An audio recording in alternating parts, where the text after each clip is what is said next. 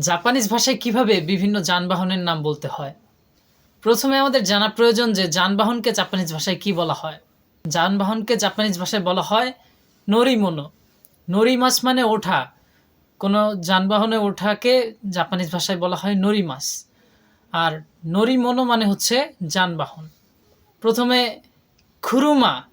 খুরুমা খুরুমা মানে হচ্ছে গাড়ি। বাসু।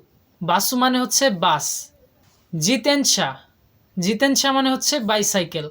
শিনকানসেন। শিনকানসেন মানে হচ্ছে বুলেট ট্রেন। দেনশা। দেনশা মানে হচ্ছে ট্রেন। বাইকু। বাইকু মানে হচ্ছে মোটর সাইকেল বা বাইক। চিকাতেৎসু। চিকাতেৎসু মানে হচ্ছে পাতাল রেল। তাকুশি। তাকুশি মানে হচ্ছে ট্যাক্সি। ফুনে। ফুনে মানে হচ্ছে জাহাজ। And lastly তোরাক্কু। তোরাক্কু মানে হচ্ছে ট্র্যাক।